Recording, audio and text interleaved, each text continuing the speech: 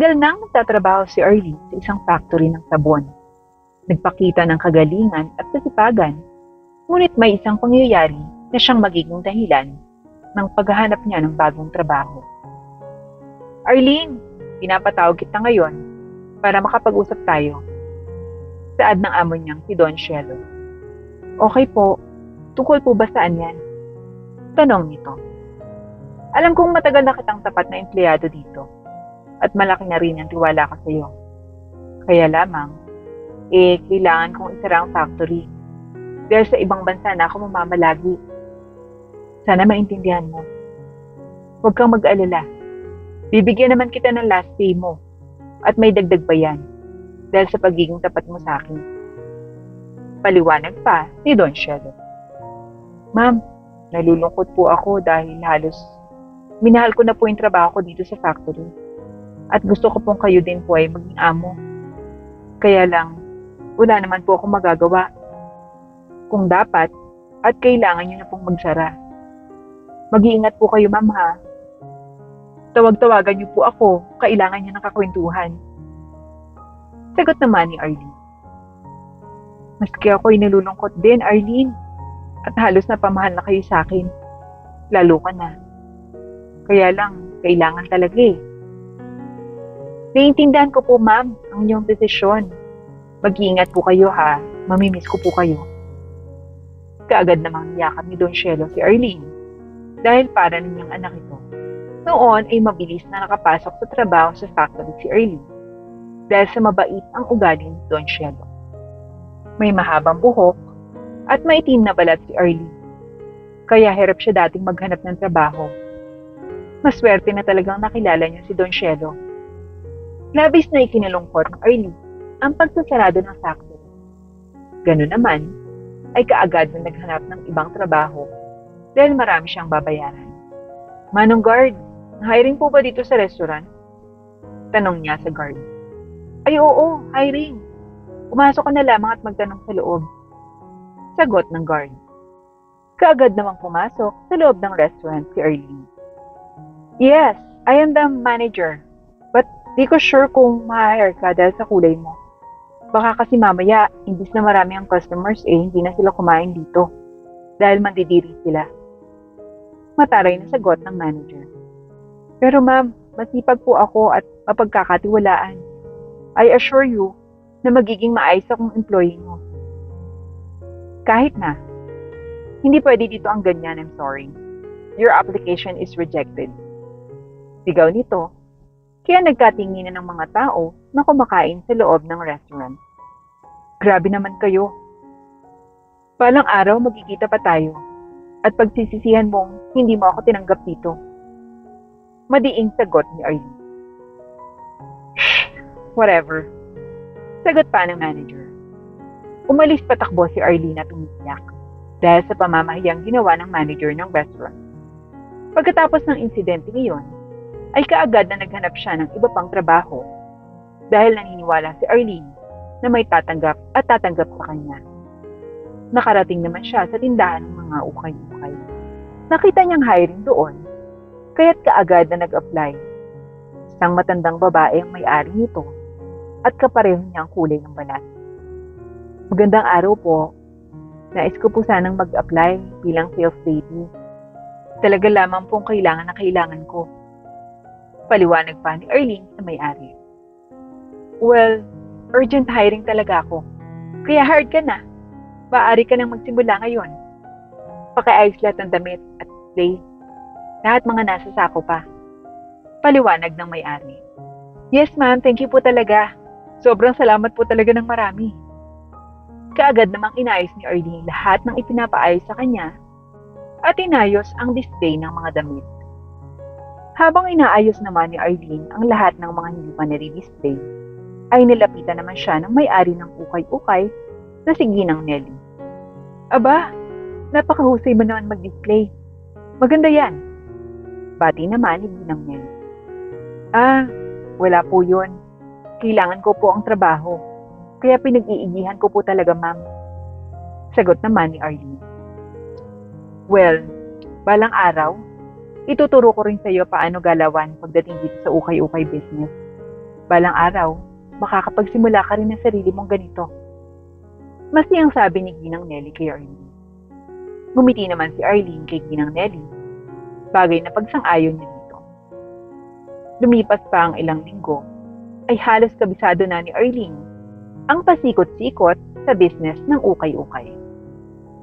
Arlene, ikaw nang bahalang magpresyo ng mga yan. Alam ko namang kabisado mo na yan at tiwala na ako sa'yo. Okay ma'am, ako na pong bahala. Napresyohan na niya kaagad lahat ng ukay-ukay na damit. Kaya't kaagad nang pumasok ang mga customers, nagandahan at namurahan sa presyo ng mga ito. Ma'am, excuse me, pa-assist lang ako. Sana bali 10 jackets ang kukuhanin ko. Yung pang 75, kahit anong kulay basta makapal. Saad ng customer na babae. Okay ma'am, wait lang po. Sagot naman ni Arlene. Kaagad na sinupot ni Arlene ang lahat ng mga jacket at binigyan pa ng discount ang babae. Ako ma'am, maraming salamat ha.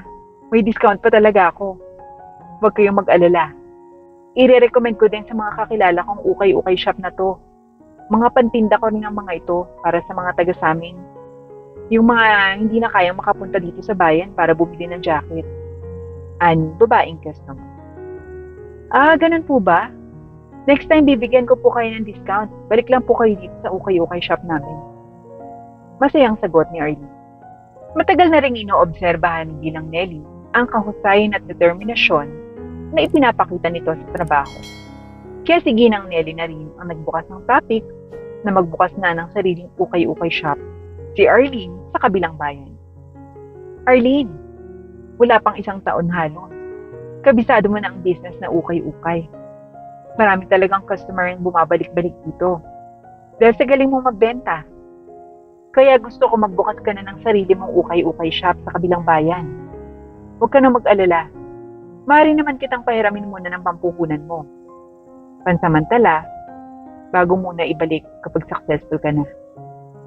Paliwanag ni Ginang. Talaga po? Okay lang po ba yun sa inyo? Tanong naman ni Arlene. Oo naman. Matagal ka na dito sa shop. At alam ko balang araw, magiging successful ka talaga. Napalaki mo na ang sales ng ukay-ukay shop ko. Mamimiss kita, Arlene. Pero ayoko naman hanggang dito ka lang. Kaya gusto kong magtayo ka na ng sarili mong shop. Anik Ginang Nelly. Opo ma'am, gusto ko din po talagang magbukas ng ukay-ukay. Kaya lang po, kulang pa yung ipon ko dahil sa utang namin noong na-ospital si nanay. Alam ko at naiintindihan ko. Kaya willing naman akong pahiramin muna kita, Arlene. Talaga po? Marami pong salamat kung ganun. Huwag po kayo mag-alala at hindi ko po sasayangin yung ipahihiram niyo sa akin. Hindi ko rin po makakalimutan ang lahat ng itinuro niyo sa akin. Maging mabait at magalang sa customer upang sila ay bumalik na bumalik. Halika nga dito, payakap ako. Mamimiss kita talaga. Nagyakapan ng dalawa na parang isang tunay na magnanay. Kinabukasan, ay kaagad na nagtungo si Arlene sa kabilang bayan upang maghanap ng pupwestuhan ng kanyang bubuksang ukay-ukay shop. Saan ba magandang maglagay ng ukay-ukay dito? Ayun! Tamang-tama dito sa kanto. Buti na lang at bakante at pinauupahan. Saad niya sa kanyang sarili. Kaagad na pinuntahan at tinawagan ng numero na nakapaskil doon. Magandang araw po. Kayo po ba yung nagpapaupa ng pwesto dito sa may kanto? Tanong agad ni Arlene. Oo ako nga. Bakit interesado ka ba? Tanong naman ang nasa kabilang linya. Yes po. Gusto ko pong ngayon mismo uupahan ko na. Maaari ko po ba kayong personal na makita? Sige. Maganda nga at mauupahan na pala yan. Matagal na kasi yung huling umupa doon. Sandali lamang at magbibihis lang ako at pupunta agad ako dyan. Sagot naman ang nasa kabilang linya at may-ari ng pwesto. Kaagad namang pinatay ni Arlene ang tawag at saka hinintay ang pagdating ng may-ari. Bago pa man dumating ang may-ari ng pwesto, ay marami nang naiisip na plano si Arlene sa ukay-ukay shop niya. Napansin din niya Na siya lamang ang naiiba sa nakahilera doon, kaya't sigurado siyang kaagad na mapapansin ang ukay-ukay shop niya. Maya-maya naman, ay dumating na ang may-ari ng pwesto. Magandang araw po. Ako po yung tumawag kanina. Bala ko na pong okupahin ngayong araw ang pwesto. Magbubukas po kasi ako ng ukay-ukay shop. Ganun ba, Iha? Sige, kailangan ko lang ng 1 month advance at 1 month deposit. At eto na ang susi. Kaagad na nagbayad si Arlene at tumawag sa isang supplier ng mga ukay-ukay na damit. Isang oras lamang ang lumipas, ay kaagad na dumating na ang isang truck, sakay ang mga ukay-ukay na damit ay bubenta niya. Kayo po ba si Miss Arlene? Tanong ng driver. Yes, ako po. Wait lang ma'am, ibababa lang po namin yung lahat ng order niyo. Tumango lamang si Arlene. Pagkatapos ng maibaba at maipasok sa loob ng area, ay mabilis na inayos at saka isa-isang hinanger para ma-display ang mga ito ng diretsyo. Halos maghahapon na nang matapos i-display ni Arlene ang lahat ng ukay-ukay na damit niya. Dahil wala pa namang alas 5 ng hapon, ay kaagad nagbukas muna si Arlene dahil alas 7 pa naman ang pagsasara niya. Good afternoon! Pasok lang kayo, maraming pagpipilian dyan. Pati ni Arlene sa mga customer sa loob. Ma'am, kukunin ko na po itong 3 jacket at 6 na pantalon. Bali magkano po lahat? Tanong ng customer. Bali 450 po lahat. Ani Arlene. Ha? Talaga? Napakamura naman ang ukay-ukay mo. Di ako makapaniwala. Naku, mawiwili ako niyan. Mamimili ako dito palagi, ma'am. Masayang sabi ng customer. Sige ma'am, wala pong problema. Nagbibigay din ako ng discount, basta suki na dito. Ani Arlene. Mabilis na nag-boom ang business na ukay-ukay ni Arlene, hanggang sa kabilang bayan ay umingay ang business niya. Friend, tara naman sa kabilang bayan. Balita ko, may mura at magagandang ukay doon. Saad ng babae sa best friend niyang manager ng restaurant. Oo, sige, off ko ngayon. Tara, mamili tayo. Sagot ng manager. Pagdating doon, ay kaagad silang namili ng ukay na damit. Dahil sa mura ng halaga, ay marami silang kinuha. Nang magbabayad na sila, ay kaagad na nagulat ang manager ng restaurant. Ikaw? Ikaw na naman? Aba, buti natanggap ka dito bilang tindera. Tanong ng mataray na manager.